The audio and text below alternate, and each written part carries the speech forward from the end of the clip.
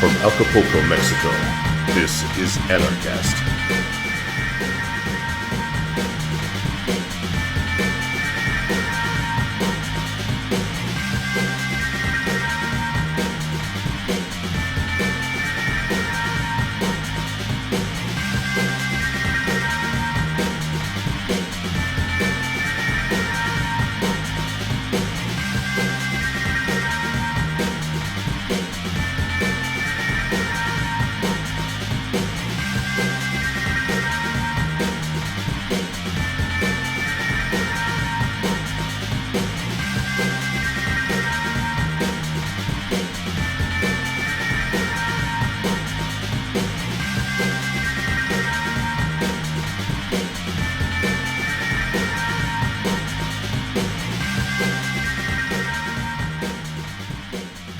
Hey everybody, welcome to another edition of Anarchast, your home for anarchy on the internet. I'm way up in the hills of dangerous Acapulco, Mexico with a couple of defectors from the U.S. Empire, the USSA.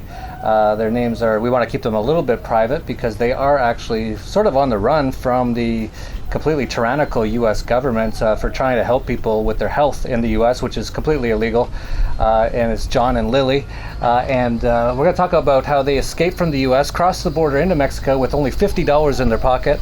They now live in a pretty nice house right on the top of the mountain here and are doing numerous businesses, also making a killing on Steemit from what I've been seeing. They're also looking at even helping out or planning some stuff after Anarchapulco next year, which will be 2018. Something that they might, we'll see what they call it, but I think after Polka would be a good name for it. They also might do a Steam get-together here. So they've been active. They got so many businesses going. They're running a farm here. So they've been enjoying the freedom to have actual, be able to do business here as opposed to in the U.S., of course. But before we get started, let me just ask you both, or individually, however you'd like, how you became an anarchist. You want to go first? It started in childhood. I was raised in, an anti-government, anti-police household of, hippies and druggies, essentially, so that's why they were anti-government. But it was contradictory because they would take, things from the government like welfare and stuff, so... And they pushed schooling pretty hard. Eventually, I went to college, realized that I was paying a bunch of money and time and effort for nothing. I wasn't going to get a job. I wasn't going to get anything that I needed, so I just started pursuing what I wanted. I met him. Through that, he helped me get into everything from farming to most of what we're into now at this point, and it's been a long, crazy 5 years, and it's landed us here. But it was pretty soon after I dropped out of college. That's when I became an anarchist officially. And that's when I was anti-government. I'm not dealing with it. I'm not involved in any of that, trying not to pay taxes sort of thing. So. How about you?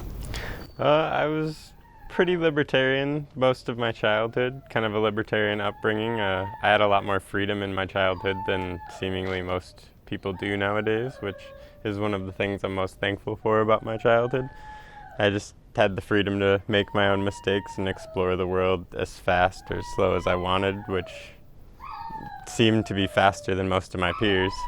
I was in a very liberal East Coast working type of upbringing, so it was very college is a good thing, college should be free from the government or reduced cost, this type of stuff crept into my mentality, and it was kind of working my way through my teenage years was shaking off those ideas.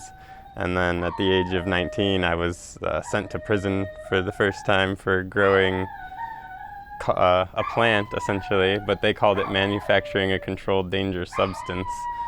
I was just at the time producing a small amount for my own needs because the markets in the illegal situation aren't providing that great of quality. But it was a whole messed up situation that ended up me going to prison for a few months without ever being convicted of a crime, which I've never met anybody that's happened to prior to me, so it was a weird situation in that. I was arrested, I was partially tried. I was sent to prison, but they never actually convicted me or any of that. On my paperwork, it said dismissed with cost. So throughout all that, I kind of like had my mind blown. My lawyer recommended a few books to read, two of which were The Prince by Machiavelli and How to Win Friends and Influence People by Dale Carnegie. And like through those few books and just kind of like everything that was happening to me, it was enough to know the world is anarchy around me, and I'm just trying to fit it into a libertarian box, and no, they're just doing whatever they want. Yeah, you guys have one of the most interesting stories I've ever heard, and I hear this all the time about people. They're like, I want to get out of the U.S. just like you guys, for whatever reason. They might have their own reasons. But they're like, I don't have any money to do it. I'm not rich. And it's like, well, you guys seem to have crossed with like about $50 in your pocket from what I heard. And we'll go into what you're doing now and how you're making like sometimes over $1,000 a day right now on Steemfest. So you've definitely had quite the turnaround the last couple of years. But let's talk about the experience of crossing into Mexico with nothing in your pocket, and how did you manage to survive? Well, first off, we did only have $50 when we arrived in San Diego, but we lucked out in the sense that one of my former, a friend from my childhood was staying in San Diego, and as we were going down from Northern California, or we were coming from Oregon, but we were in Northern California, I'd called him, or I'd texted him and just, hey, what are you up to? And he just happened to have recently moved to San Diego, so we're like, hey, let's meet up. We're headed to Tijuana. And we kind of gave him the gist of everything that was going on, and he hung out with us a little bit because we had to wait a few days because we were waiting for a prime time, like when it was really busy, because we had no documents. We had no passport or visas, any of that stuff. We just crossed. They didn't ask for it, and we didn't give it. They asked if it was my truck, and I said yes. And luckily the truck was still registered to somebody else and everything else, so just freshly purchased vehicle, all that, so lucked out in that. But we crossed, or we were hanging out with him, and we were gonna cross, and he was gonna follow us at least to Tijuana to make sure we crossed, and he was in line behind us. And when we were gonna cross, we were like crossing, he got separated from us and was like freaking out, like, oh man, because they wanted to scan our truck and he was getting directed around. And as soon as you like cross into Tijuana, for some reason your phone just stops working. Like they have like something stopping the signal, like, oh, imaginary line, oh, cell phone service also will not cross imaginary line.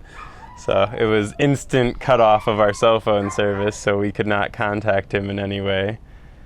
And we just made the decision to continue on to Rocky Point from there.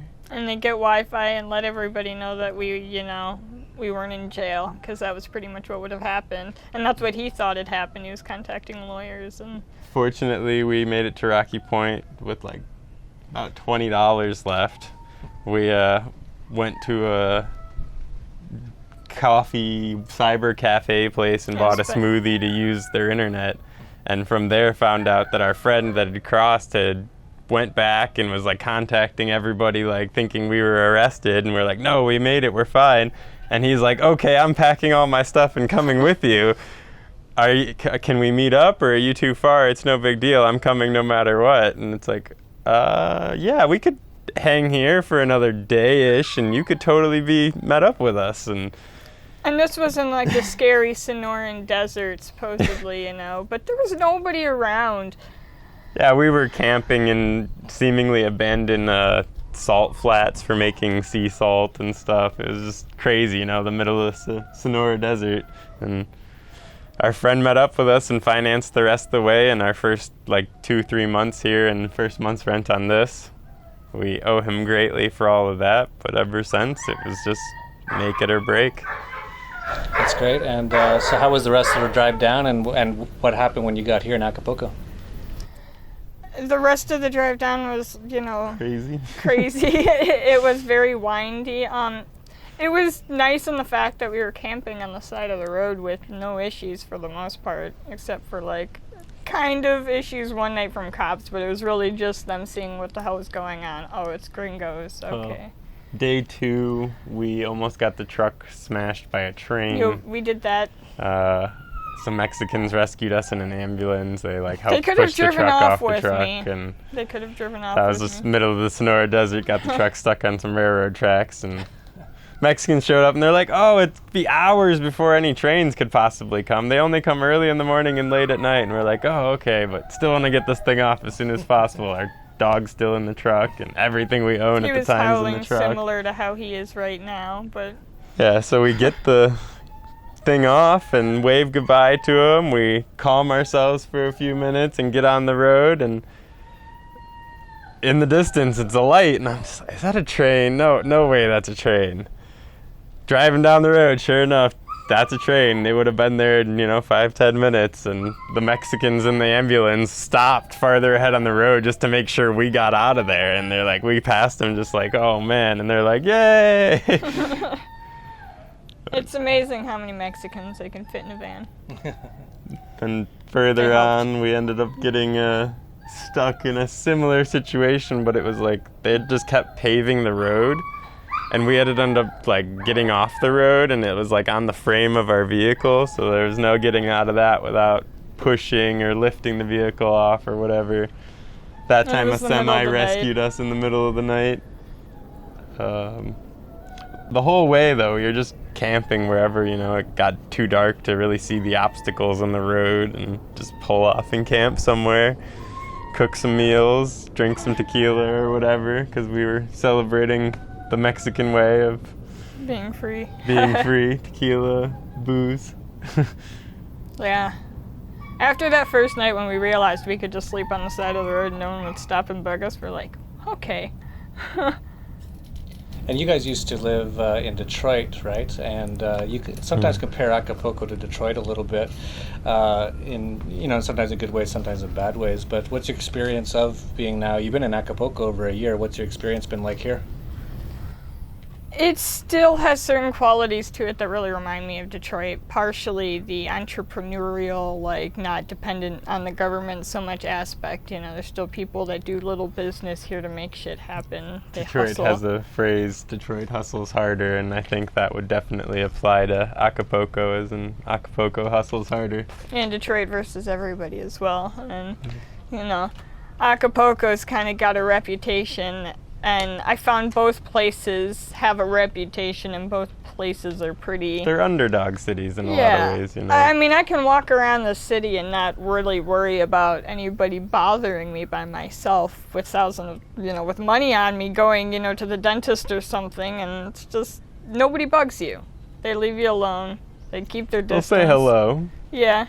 Which is weird for foreigners. That took a lot some of people getting get used here to. and they're just so thrown off by everybody trying to talk to them on the street. It's like, I'm sorry, I don't speak Spanish. What are you saying? It's like, I'm just saying hello. Yeah, it's a very, you go into the elevator here, everyone says good morning, good afternoon. It's very, a lot of people don't really realize what it's like here. So you've started up a number of businesses. Why don't you tell us a little bit about some of the things you're doing and why it's, you're able to do it here as opposed to maybe perhaps in the U.S. where there's all these regulations. Well, how we survived here originally was a food business. And That was the micro business of necessity that just kind of happened. yeah, and that was just, by meals by minimum donation. I'm making food, I'll make more for, whoever's coming. And it supported us during some pretty bad times, and some people got the minimum donation thing and donated more if they felt what we were doing was worth it, And those sorts of things made the difference. Her food quickly developed a reputation for itself. We didn't really need to advertise it or anything. The business just happened. Especially the pizza. Especially the pizza. As soon as we whipped out the pizza, it was done. I think it's in New York State. You're not allowed to have friends come over for dinner and charge them or something like that. I don't know, but anyway, obviously didn't have that problem here. No, it was never an issue. No, we've actually had a lot of Mexican friends encourage us to open a restaurant. Indeed. Well, you might be too busy writing Steemit posts, because we should mention that. We'll have her link to her Steemit down below. But you've been on it for about a year under Lily Divine. We'll have the link in the notes below. And you're writing like 5 or 10 posts a day, I think I've seen lately. And you're making like an average of $100, $200 a post from what I've seen lately. So tell us a little bit about that and how great that's been.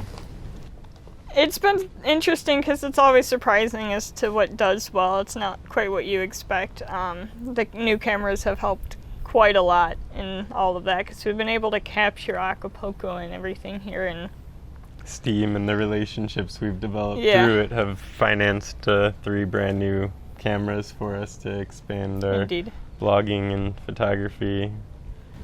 Yeah, I remember when I don't know if you have one yet, but I remember when you first got here, you didn't even have a real computer or something like that? We had a 2-in-1 tablet. Yeah, like an 11-inch tablet with a docking station keyboard thing.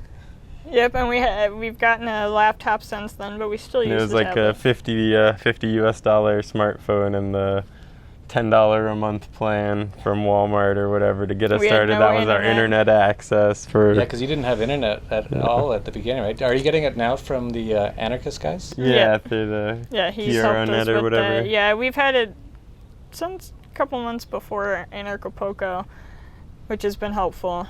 It's made things go a lot faster. It's hard to do things on a cell phone connection.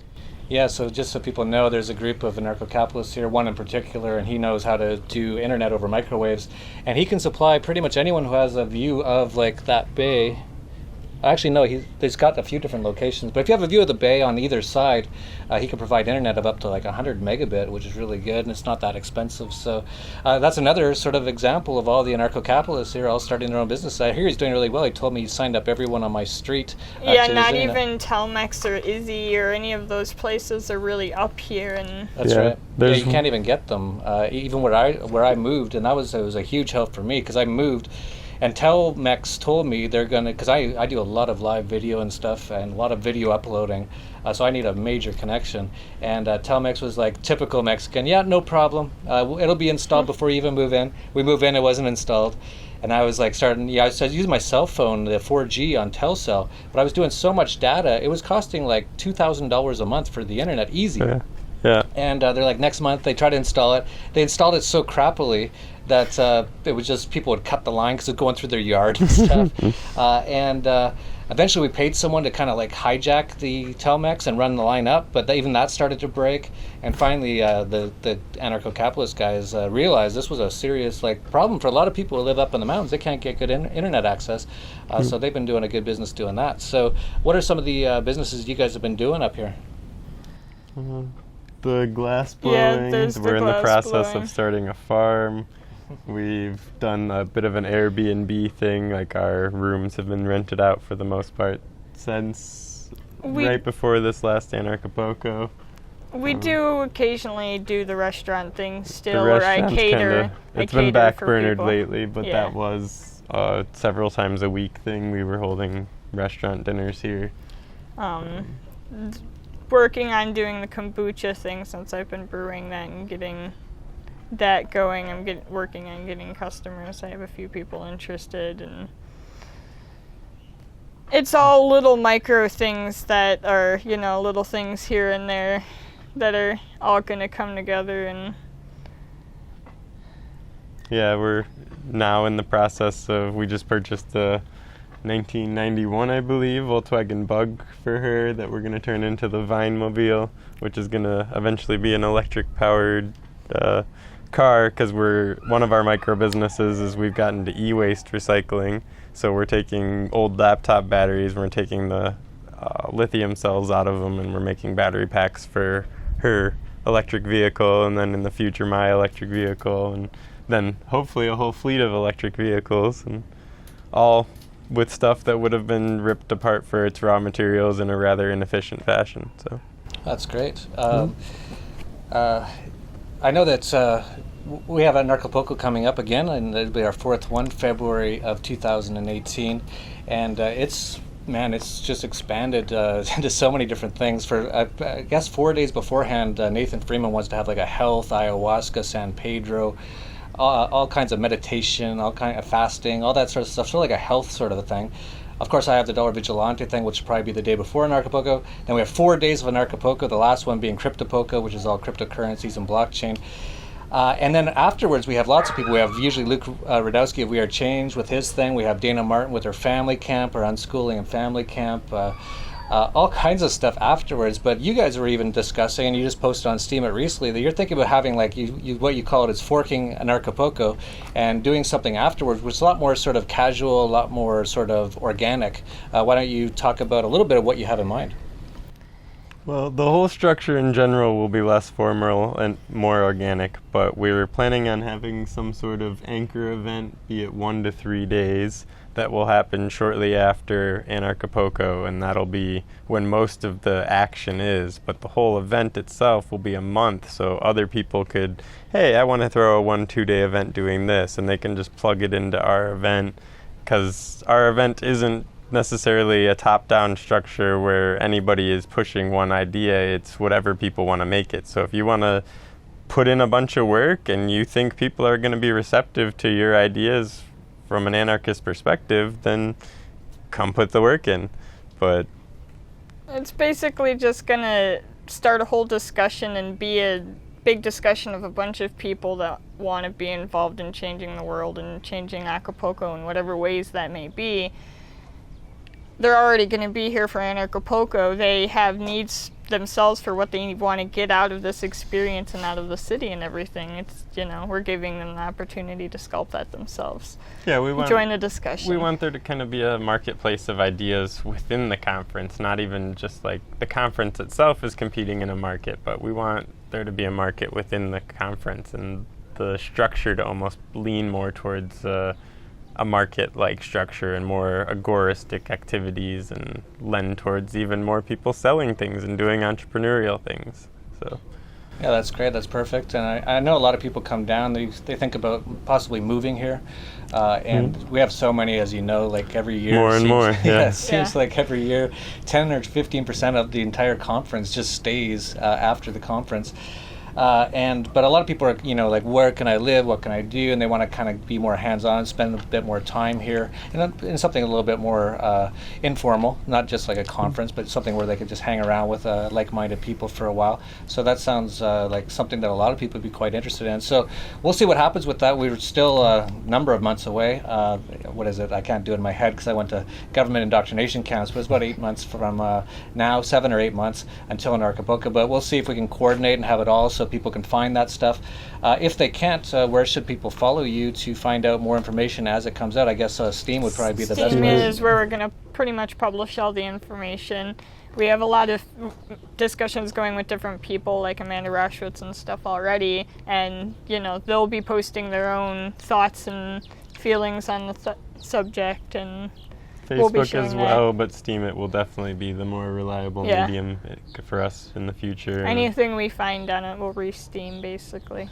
Yeah, she posts like literally 5 to 10 times a day on Steam, so you can find her definitely on there, and it'll be great to see how it all develops. It'll be very interesting. For a lot of people, seems to be the big question: is how can I get to a place like Acapulco with very little money? You guys are the best example. $50 in your pocket when you're crossing over. Of course, you had a truck, but from a friend. But there was a guy who came down last year, I think, hopping on the back of trains. I know that they were planning on coming down on sailboats last year, but I don't think they did. But I think they are planning to do that this year. So different ways for people to get down, but you can definitely say to people you don't need a ton of money to come down here, or even a passport.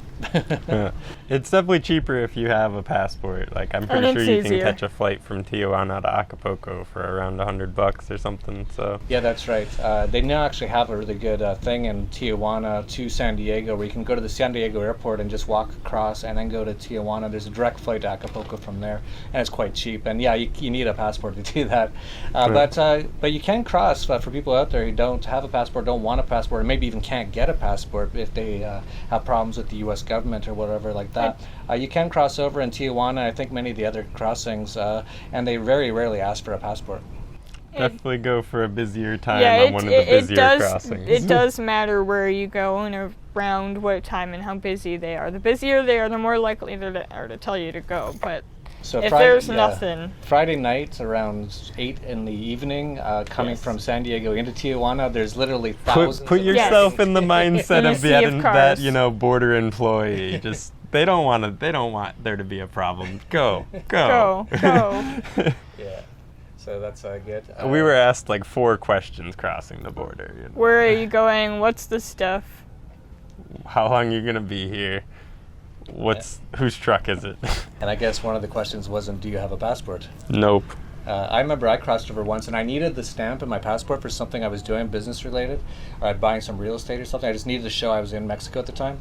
So I crossed over walking from Tijuana to San Diego, and I actually had to go look for someone to stamp my passport. And they got kind of mad at me, like, why don't you just go? And I was like, I kind of need this stamp. And they were playing poker in the back room, all eating tacos, and they were kind of irritated that I had the gall to ask them to stamp my passport. So that's definitely different than the U.S. Oh, definitely, yeah. Try going back in. Forget about that. Like the dogs and the cameras and the machines, and they're searching for nuclear devices, and they're yelling at you, and I still can't. Paul Proper, I can't figure out how he made it through. The guy that brought down the Bitcoin ATM, he got turned around, got sent back through, Homeland Security and all that stuff, and they all took him into custody and ended up releasing him. But apparently the Bitcoin ATM may have been somewhat stolen or something like that. The cops showed up here and took it, I'm pretty sure. So It's not here anymore. There's no Bitcoin ATM in Acapulco that I know of. Yeah, so you don't know what happened to it. From my understanding, cops showed up with According to the people where it was supposed official owner, and he claimed that it was never paid for or something in full. It was only partially paid for, and then it was crossed of international lines without being fully paid for, which he said voided their contract and whatnot. And that's too bad. Hopefully we can get another Bitcoin ATM here. See, that's something we're looking forward to, is a 2-way Bitcoin ATM close by. Yeah, absolutely.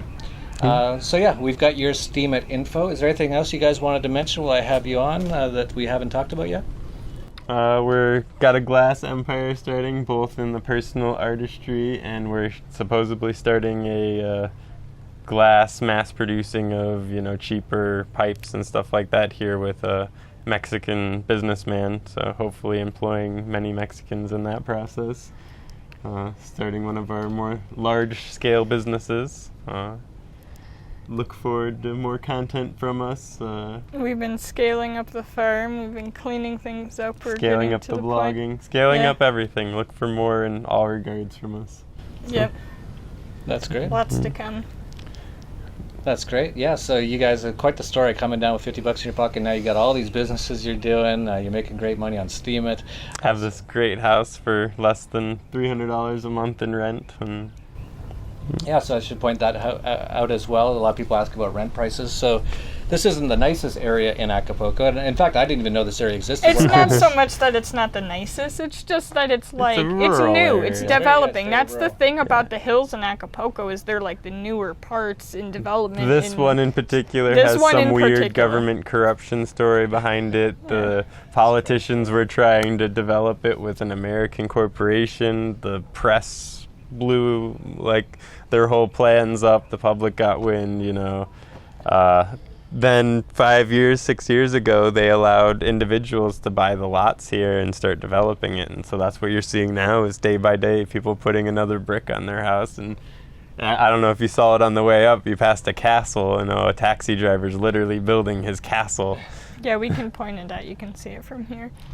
And there's properties that are in process. People are trying to make them nice. They're just not nice yet. And from what we can tell, the people in this neighborhood are very nice. They're very... This is a neighborhood in transition for sure. I would expect it to look very different in 5 years. It already looks very different. Looks amazingly different in the year we've lived here. Unrecognizable in a lot of ways. Yeah, I didn't even realize this place existed. I didn't know you could go this far up on the mountain. We're almost on the top of the mountain. It's quite an amazing view up here. I'll try... maybe I can get... mira la roca, my daughter. La roca arriba en la montaña. See? That's where we'd like to live. Yeah. Got my 10-year-old daughter doing child slave labor as cameraman here. But yeah, we're almost on the top of the mountain. And I think when you got this house at first, it was kind of an interesting story. Something about, what was the story? That was interesting. Yeah, we just drove up, we were drawn to that boulder up there in particular. When we got into Acapulco, one of the things we really loved about the city is it's just like mountains, and then we were on the beach like the first day we got here and looking up at the mountains, like, I want to go up there. That's pretty cool. And then we realized there, were houses 2.5 months later, we were house hunting and we just ended up driving up. We met a guy, Mexican man, halfway up. He sent us back down looking at houses because we were just looking in general. And then that was a failed search, and he's like, oh, I pay $500 a month. And we're like, well, could we see what you get for that, That's 500 pesos a month. Yeah. Like, that's 25 US dollars. Like, I want to see what you get. And he's like, oh, it's 2-bedroom, it's humble, And I'm like, okay, let's see. He takes us, and he was our neighbor at the time, to this location, and we're just like, wow, blown away. This is $25. And he says the place across the street's for rent. It was 900 or 1,000 pesos at the time. And we're looking at it like through the fence and everything, and we just see this place, to the right. And we're like, we know it's for rent, but how much does that place cost? And he's like, no, nobody's lives there. I don't think anybody's ever lived there. And it's like, what? Who owns it? And he turns out the same people as the one that's for rent across the street from him. And within a week, we had negotiated with the neighbors to get contact info and talk to the landlord. It was like within a day that we were in the house and within 2-3 days we had been shown in by the relative of the land. He had keys and he showed us around, and we were for sure like, yeah, we want this place. I would have lived in the house if it was completely empty. And they came at us with a price that we kind of they thought they were going to scare us off a little bit with it, and we were just like, sure, we'll pay that, no problem. And it's been a struggle here and there to pay that, but we've paid it every time. This place is a lot of work, It's about an acre that we're taking care of, and trying to turn that into productive land is difficult on a steep mountainside. The jungle overtakes most things. Everything is alive in Acapulco. Yeah, everything's eating everything. Yeah, it's great. Like I said, I didn't even know this area existed, so it's kind of cool up here. It's kind of nice. Got a cooler up here. You're kind of way up on the mountain. Supposed to be national forest around us. We'll see. It's Mexico. Yeah, it is interesting. It's very lush up here for sure. So lots of options. So definitely people, if you're coming to Anarchapulco, definitely check out what they're doing as well. Especially if you're looking for a really cheap budget. I live in the really nice part of town. Not to say this isn't nice, but it's the a lot more expensive part of town. But a lot of people can't afford that. And if they're looking for something quite a bit cheaper, definitely check out what she's doing, especially on Steemit. Follow us both on Steemit. It's been about a year now since I've been on Steemit. And so many people at the beginning were all saying it's a scam, it's a Ponzi scheme, you're an idiot for even going on there. Well, you've been making like hundreds of dollars a day. I'm making hundreds, if not sometimes thousands of dollars a day, still to this day on Steemit. So, hey, all we said was get on there and post some content. And so get on there. If you're not on there, follow us on there. You would be surprised what makes money on there. Yeah, we're always shocked.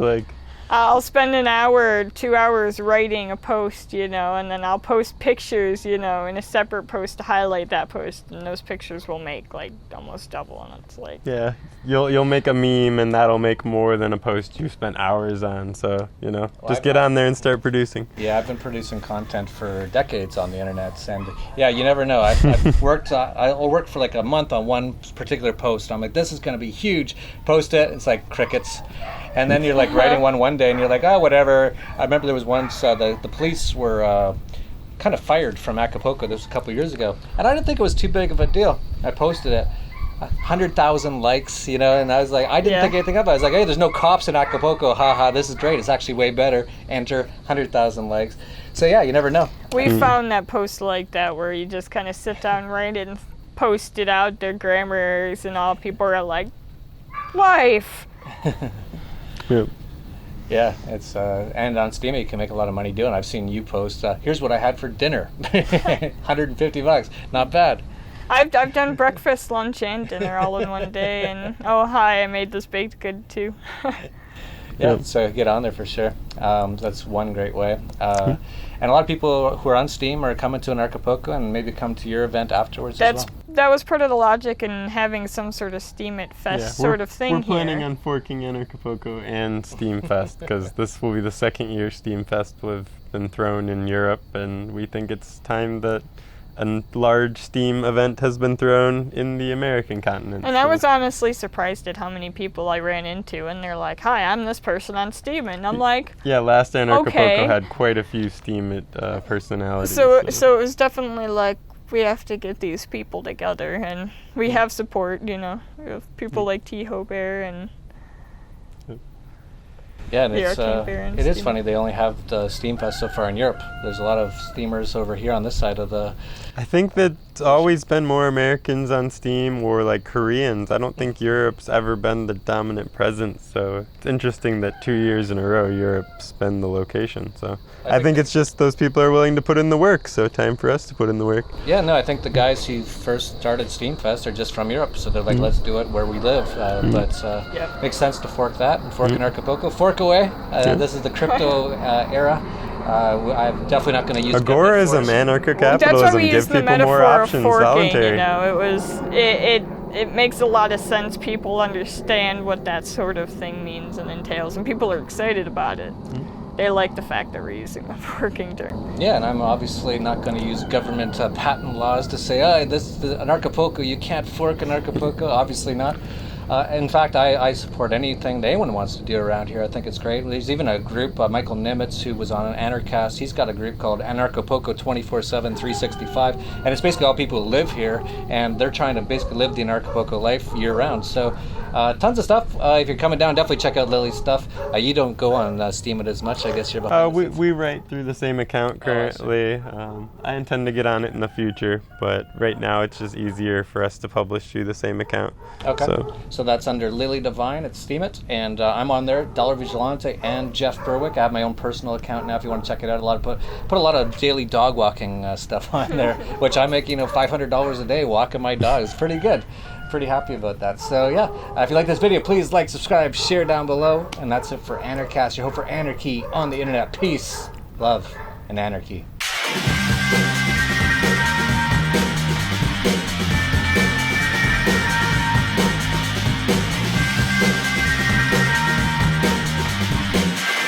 From Acapulco, Mexico, this is Anarchast.